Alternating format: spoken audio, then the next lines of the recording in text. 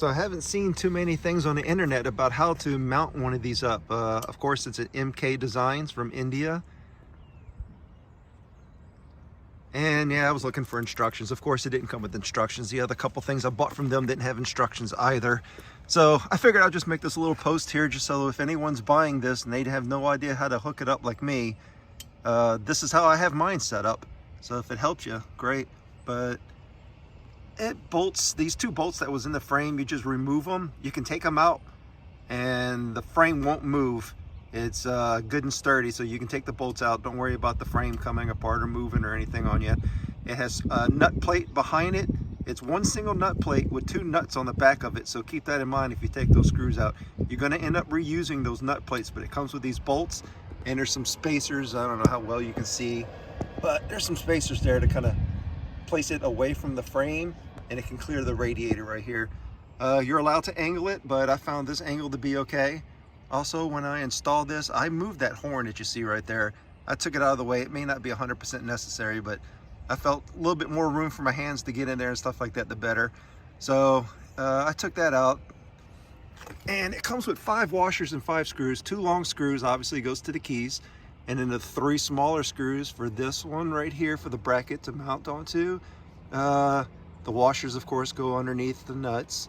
And if you don't do it on this one, the nut is just going to go all the way up inside that cylindrical hole there. So you kind of have to have that washer there to keep that from happening. Pretty self-explanatory though.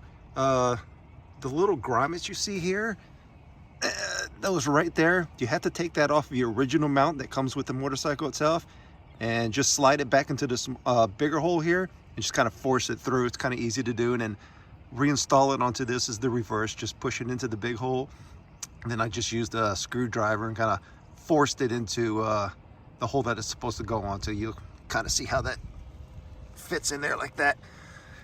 So wiring, that was the fun part. So 2 different harnesses, 3 different connectors. I just went ahead and wrapped them up and around this way. I took my gas tank and I didn't completely unplug everything. I just took the 2 bolts out from underneath the seat and just pried the gas tank up and out of the way and just ran the wires back behind there. And I'm not gonna be able to show you too bad. Connectors are up in here. Those connectors there were inside the headlight housing.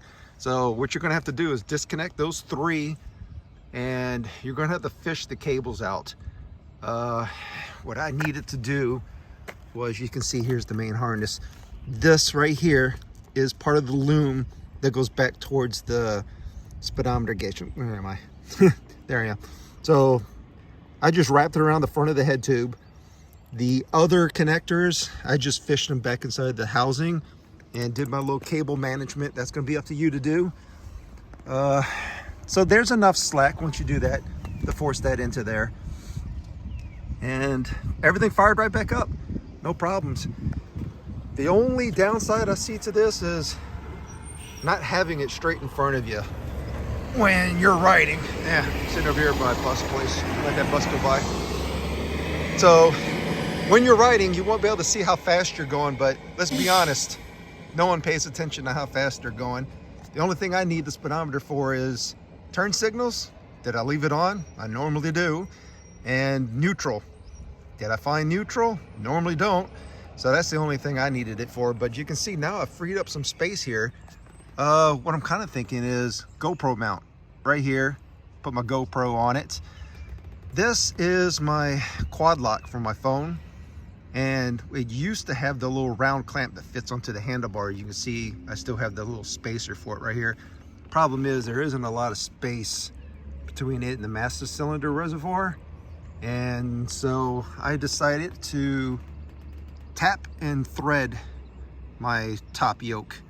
So it's just a 5M by 0.8.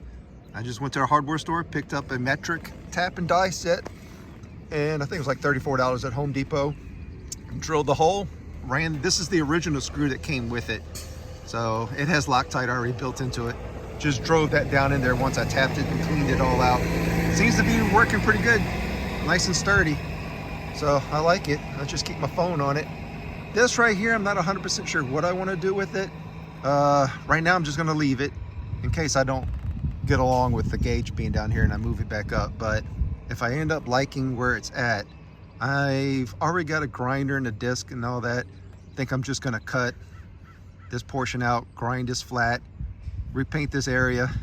It's a little too thick to grind off completely, but I can get that little part off where the key went and just repaint it. I think that'd be enough. So also, I've got the MK Design Shorty tail kit, and I'll make a separate video on this one about what I did to get that hooked up. This one's getting a little long. And of course, I moved the license plate. It was back here, I just didn't like the way it looked. And so this is another MK Design license plate bracket. You can see the MK there. Of course, both license plate brackets I've bought from them, the holes do not line up with my California license plates. I guess all US plates are the same design, but I live in California and these holes on my plate do not match the holes on their license plate. So I just end up drilling a couple holes here, running my bolts into it. Looks okay, but you do what you want to. And I think it looks all right. And so that's kind of it for now. I'll see y'all later.